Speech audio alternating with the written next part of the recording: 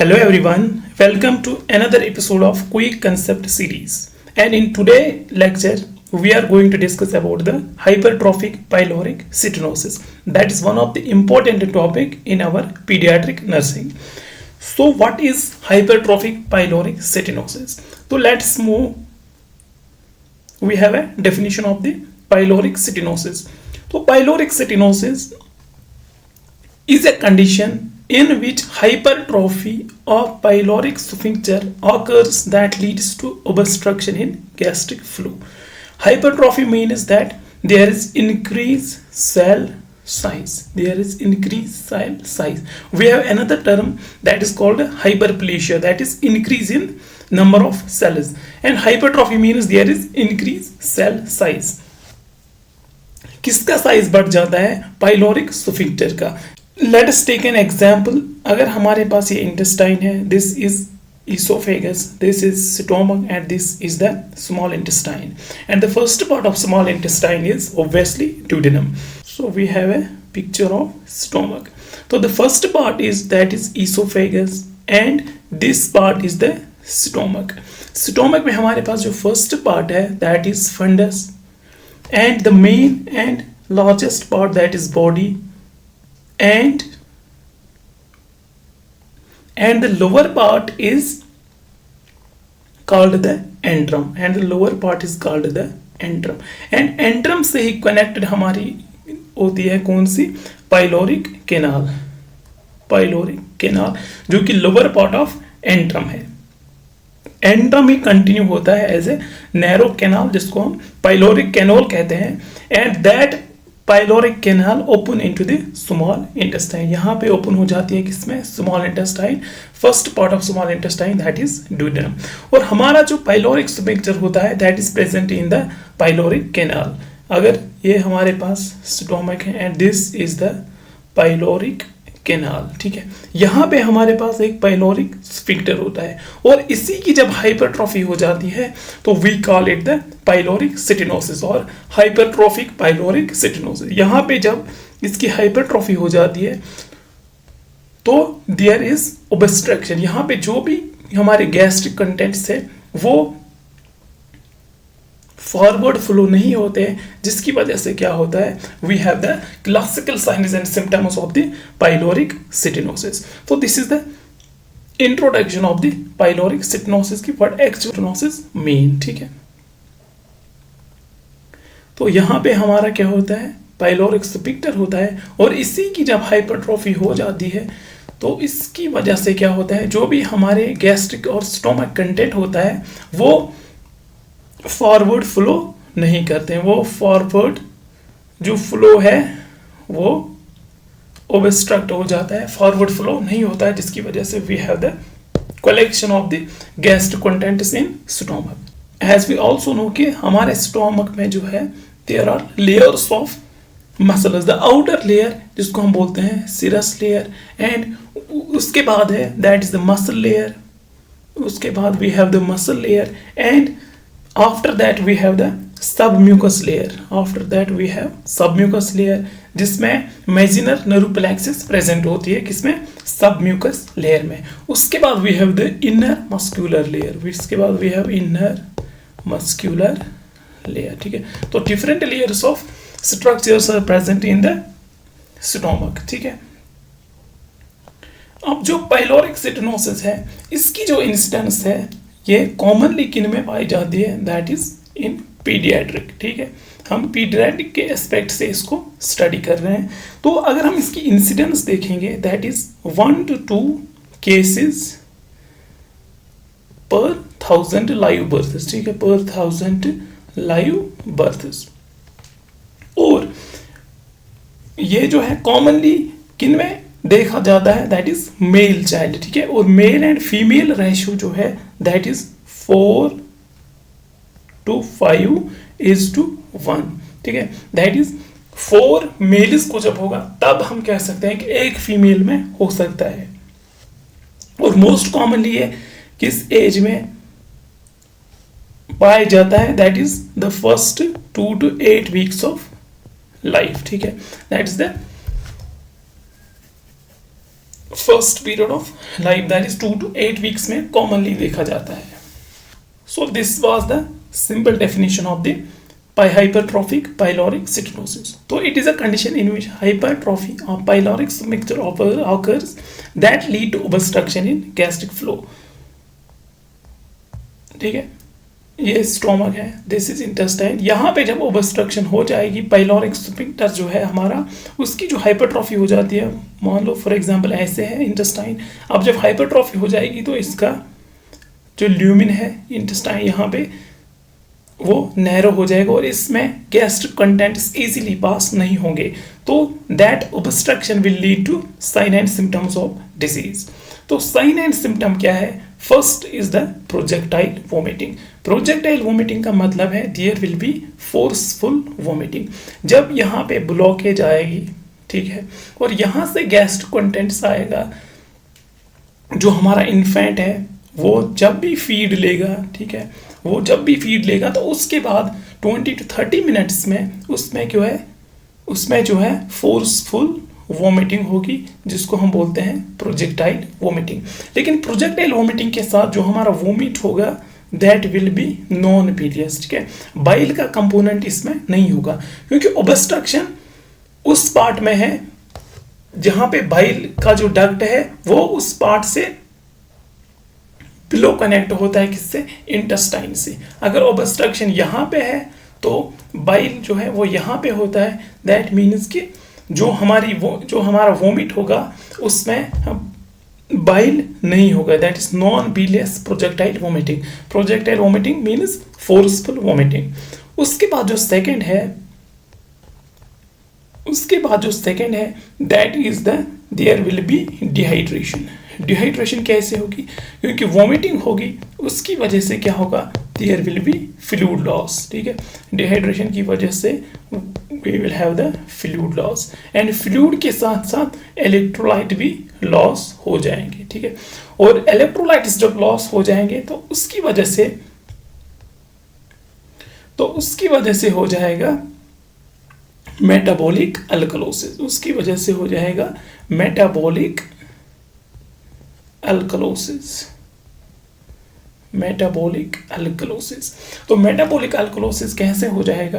क्योंकि जब इन्फेंट जो है वोमिटिंग करेगा तो उसमें क्या होगा? H पॉजिटिव आयन्स होंगे. जब H पॉजिटिव आयन्स होंगे तो एसिडिटी कम हो जाएगी, और कंपेंसेटरी में जो हमारी किडनी है वो क्या करेगी? वो ज़्यादा बाइकार्बोनेट बनाएगी, जिसकी वजह से pH will be alkaline. That is metabolic alkalosis. उसके बाद क्या है? Next is there will be wave like peristaltic movements. ठीक है, वेव लाइक पेरिस्टाल्टिक मूवमेंट्स. जब जब स्टोमक में कंटेंट्स बढ़ जाएंगे, ठीक है, लेकिन आगे की तरफ वो फॉरवर्ड नहीं करेंगे, तो due to increase peristaltic movement यहाँ पे हमारे जो ऑब्जर्व हम करेंगे वो हम करेंगे क्या? वेव लाइक पेरिस्टालिसिस हमें देखने को मिलेगा. ठीक है, ये लेफ्ट टू राइट हमें देखने को मिलेगा, wave like peristaltic movements from left to right. उसके बाद जब हम एग्जामिनेशन करेंगे हमारे इन्फेंट की, तो हमें एब्डोमेन में हम जब पाल्पेट करेंगे तो we will find the olive shaped mass. ठीक है, ओलाइव शेप्ड मास इन एपिगैस्ट्रियम, जो कि मिडल का पार्ट होता है एपिगैस्ट्रियम में, जस्ट राइट ऑफ अम्बिलिकस के राइट साइड. ठीक है, अगर ये राइट है तो यहाँ पे हमारी जो है ओलाइव शेप मास हमें फील होगा. ठीक है, वो क्यों हो जाएगा? क्योंकि यहाँ पे हाइपरट्रॉफी हुई है, यहाँ पे साइज इंक्रीज हुआ है, तो वही हमें फील हो जाएगा हाइपरट्रॉफी, लेकिन वो क्या होगा? ओलाइव शेप्ड हो जाएगा. उसके बाद नेक्स्ट सिम्टम इज कि यहाँ पे कंटेंट्स हमारे स्टोमक में कंटेंट्स एक्यूमुलेट हुए हैं, आगे की तरफ फॉरवर्ड ये नहीं करेंगे. That means there will be constipation. ठीक है, देयर विल बी कॉन्स्टिपेशन. तो ये क्लासिकल फीचर्स है किसके? हाइपरट्रॉफिक पाइलोरिक स्टेनोसिस के. तो first is projectile vomiting, that is due to the blockage at the pyloric sphincter that will lead to accumulation of gastric contents, और जिसकी वजह से क्या होगा, फोर्सफुल वॉमिटिंग होगी। लेकिन यहाँ पे जो वॉमिटिंग होगी वो नॉन बिलियस वॉमिटिंग होगी, नॉन बिलियस वॉमिटिंग, बाइल का कंपोनेंट इसमें नहीं होगा।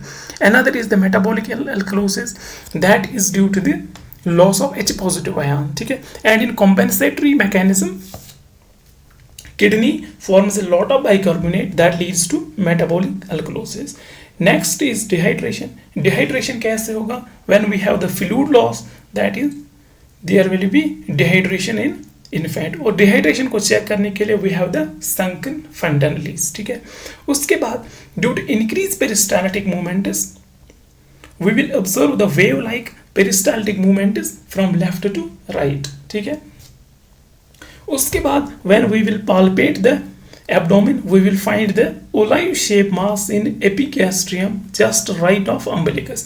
epigastrium में umbilicus के right side we will feel the olive shaped mass.